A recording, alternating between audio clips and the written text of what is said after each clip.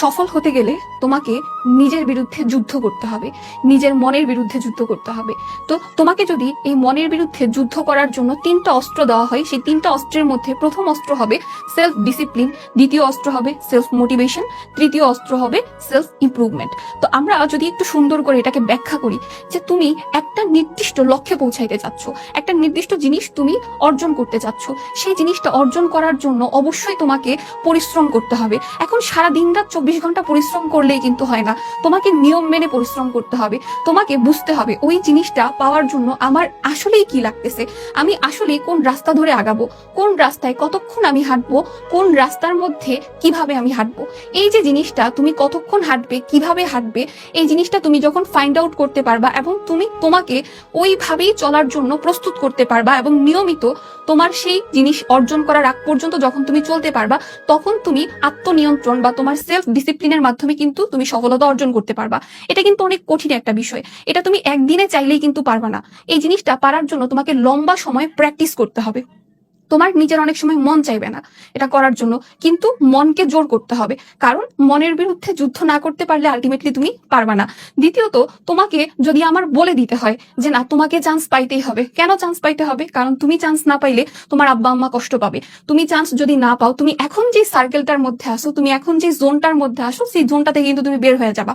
কারণ তোমার যে ফ্রেন্ডরা আছে, অর্ধেক মেডিকেলে পড়তেছে, অর্ধেক ভার্সিটিতে পড়তেছে, অথবা তারা অনেক ভালো ভালো জায়গায় পড়ালেখা করতেছে, বা অর্ধেক নার্সিং এর চান্স পেয়ে গেছে।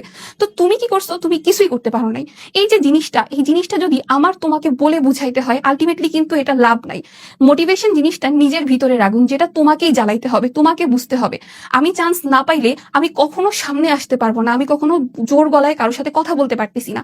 তাহলে আমি কেন অপেক্ষা করব? আমি কেন কষ্ট করতেছি না? আমি কেন পরিশ্রম করতেছি না? আমি কিসের লোভে আমি এখনো পর্যন্ত বসে আছি? এই জিনিসটা তোমাকে বুঝাইতে হবে নিজেকে, যে তুমি কষ্ট করো, তুমি নিজে যদি শুরু করতে না পারো তুমি হেরে যাবা। একা শুধু হারবা না, সবাইকে নিয়ে হারবা। তাহলে সেলফ মোটিভেশন জিনিসটা তোমার নিজের মধ্যে নিজেকে নিয়ে আসতে হবে। অন্য কেউ কিন্তু তোমাকে এই জিনিসটা বলে বুঝাইতে পারবে না। অন্য কেউ তোমাকে অনেক কথাই বলতে পারে, ওই কথা তোমার এক কান দিয়ে ঢুকবে, অন্য কান দিয়ে বের হবে, কিন্তু যেটা তুমি নিজে রিয়েলাইজ করতে পারবা সেটা কিন্তু তোমার মাথায় সব সময়ের জন্য সেট হয়ে যাবে। এখন তুমি একটা নিয়ম মেনে সবকিছু করতেছো, তুমি নিজেকে সবসময় চাঙ্গা রাখতেছো পড়ার জন্য, মনে করো তুমি 24 ঘন্টার মধ্যে 20 ঘন্টাই পড়তেছো।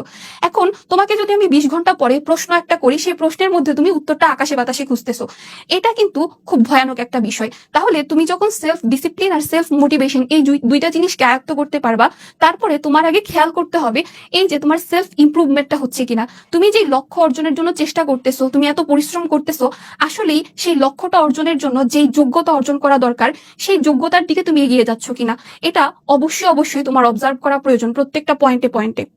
এই 3টা জিনিসকে যদি আমি একটা শব্দ দিয়ে প্রকাশ করতে চাই, সে একটা শব্দ কিন্তু হবে অবসেশন। মানে তোমাকে সফলতার জন্য যে পরিশ্রমটা করা দরকার সেটার ঘোরের মধ্যে চলে যাইতে হবে। কারণ তুমি যদি এখন ঘোরের মধ্যে না ঢুকো, তুমি সেই পরিশ্রমটা করতে পাকে, সেই ঘোরের মধ্যে থেকে তোমাকে কাজ করতে হবে এবং তোমার ঘোরটা এমন সময় ভাঙাইতে হবে যে সময়টাতে তুমি সফল হয়ে গেছো।